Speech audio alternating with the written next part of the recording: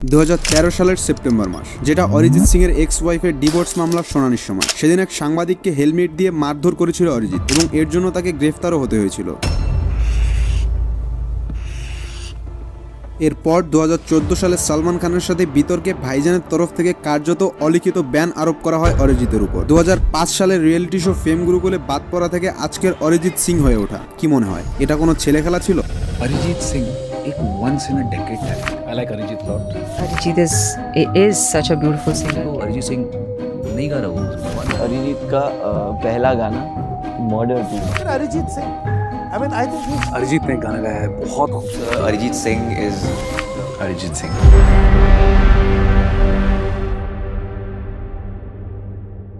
অরিজিৎ সিং এর যাত্রা 2005 সালের রিয়েলিটি শো ফেম গুরুকুল থেকেই শুরু হয়ে গিয়েছিল। যদিও সে কম ভোট পাওয়ার কারণে সেখান থেকে বাদ পড়ে গিয়েছিল। আর এই শো থেকে বাতিল হওয়ার পর অরিজিৎ অনেক ভেঙে পড়েন। সে ভাবে এত বছর পরিশ্রম করে কি লাভ হলো, যেখানে মানুষ আমার কণ্ঠকেই পছন্দ করছে না। তবে সেই শো এর জাজ শঙ্কর মহাদেব তার কণ্ঠকে এতটাই পছন্দ করেন যে তখনই তাকে প্রতিশ্রুতি দেন যে ভবিষ্যতে তার সাথে কাজ করবে। আর এই শো শেষ হওয়ার কিছুদিনের মধ্যেই শঙ্কর মহাদেব অরিজিৎকে হাই স্কুল মিউজিক্যাল অ্যালবাম 2 এ আজা নাচলে গান করার সুযোগ করে দেন। যদিও এই অ্যালবাম মার্কেটে খুব বেশি দিন চলেনি, কিন্তু এখান থেকে অরিজিৎ পজিটিভ চিন্তা করতে শুরু করেন। এরপর অরিজিতের উপর চোখ পড়ে ডাইরেক্টর সঞ্জয় লীলা ভানসালীর। তিনি অরিজিৎ সিং এর ভয়েস এতটাই পছন্দ করেন যে তার পরবর্তী সিনেমা সামারিয়াতে স্বপ্ন নামের একটা গান অরিজিৎকে দিয়ে রেকর্ড করান। কিন্তু পরে মুভির স্ক্রিপ্ট পরিবর্তন হওয়ার কারণে গানটাকে মুভি থেকে সরিয়ে দেওয়া হয়। এই সময়টাও অরিজিৎ সিং এর জন্য অনেকটাই কঠিন ছিল। কিন্তু এরপর ধীরে ধীরে অরিজিৎ সিং এর নাম ইন্ডাস্ট্রিতে ছড়িয়ে পড়তে শুরু করলো। আর এখন তার কাছে কিছু কিছু অফারও আসতে শুরু করলো। এমন ভাবেই তাকে টিপস কোম্পানির ওনার কুমার টাওরানি একটা গান গাওয়ার অফার দেন। এটাও একটা অ্যালবাম সং ছিল, কিন্তু দুর্ভাগ্যবশত কিছু ব্যক্তিগত কারণে আরো একবার অরিজিৎ সিং এর গান রিলিজ করা হয় না। এগুলো দেখে অরিজিৎ মনে করতে লাগলো যেন ভাগ্যই তার সঙ্গ দিচ্ছিল না। কিন্তু তারপর অরিজিৎ রিয়েলাইজ করে যে ভাগ্য কখনো খারাপ হয় না,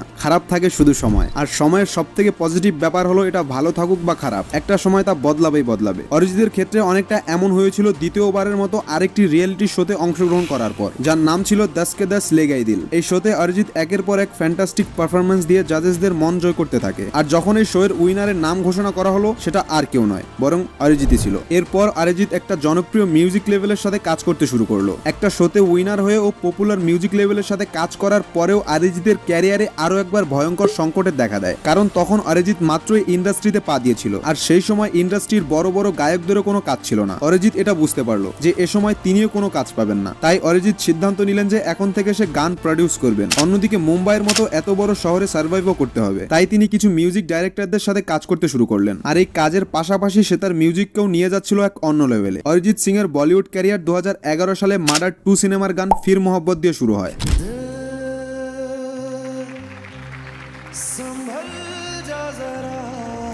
এরপর 2013 সালে আশিকি 2 মুভির গান তুম হি হো গেয়ে অরিজিৎ পুরো বিশ্বকে কাঁপিয়ে দিয়েছিল। এই গানের জন্য অরিজিৎ ফিল্মফেয়ার অ্যাওয়ার্ডের পাশাপাশি আরো অনেকগুলো অ্যাওয়ার্ড পান। আর এটাই ছিল তার ক্যারিয়ারের টার্নিং পয়েন্ট। তবে এখান থেকে অরিজিৎ সালমানের সাথে বিতর্কে জড়িয়ে যান। 2014 সালে আশিকি 2 এর তুম হি হোর জন্য অ্যাওয়ার্ড নিতে মঞ্চে উঠলেন অরিজিৎ সিং, এবং সেই শো সঞ্চালনা করছিলেন সালমান খান ও রিতেশ দেশমুখ। অরিজিৎ স্টেজে পৌঁছাতেই সালমান বলেন নিজের গান গেয়ে নিজেই ঘুমিয়ে পড়েছে অরিজিৎ। এতে আবার অরিজিৎ মজা করে বলেন যে তিনি নিজের গান শুনে নয় বরং সালমানের হোস্টিং দেখে ঘুমিয়ে পড়েছিল। অরিজিৎ এই জবাবটা হয়তো সালমানের ভালো লাগেনি। তাই এরপর সালমান তার নিজের সিনেমা সুলতান থেকে অরিজিৎ সিং এর গান সরিয়ে দেন, এবং তখন থেকে 2022 সাল পর্যন্ত সালমানের কোনো সিনেমায় অরিজিৎ সিং এর কোনো গান দেখা যায়নি। এর মধ্যে অরিজিৎ সিং কয়েকবার টুইট করে সালমান খানের কাছে ক্ষমা চান, কিন্তু সালমানের রাগ তাতে একটুও কমেনি। তিনি সাফ জানিয়ে দিয়েছিলেন যে তার কোনো সিনেমায় আর কখনো অরিজিৎ সিং এর গান দেখা যাবে না। কিন্তু অবশেষে 2023 সালে সালমান খানের মুভি টাইগার 3 তে দেখা যায় অরিজিৎ সিং এর গান। আর এটা দেখে বোঝা যায় দীর্ঘ 9 বছর পর তাদের দ্বন্দ্বের সমাপ্তি ঘটেছিল। এখন অরিজিৎ বিশ্বের সেরা গায়কদের মধ্যে একজন। দেশে বিদেশে সব জায়গায় শুধু অরিজিতেরই গান। ভালো গায়ক হওয়ার পাশাপাশি তিনি একজন ভালো মানুষও বটে। একটা অসাধারণ গায়ক হয়ে তার এই সাধারণ জীবনযাপন সত্যি প্রশংসনীয়। অরিজিৎ সিং এর এই জীবনযাত্রা আমাদের শিখিয়ে যায় আসল সাফল্য শুধু খ্যাতি আর অর্থে নয়, বরং নিজের সহজ সাধারণ জীবনযাপন এবং মানুষের প্রতি ভালোবাসায়। এমনই আর একটা গল্প আছে, তবে সেই গল্পটা অরিজিৎ সিং এর এই গল্পের একদম বিপরীত। আমাদের সেই বিপরীত গল্পের প্রধান চরিত্রের নাম নোবেলম্যান। ডান সাইডে ক্লিক করে দেখে আসতে পারেন নোবেলম্যানের সেই বিপরীত গল্পটা।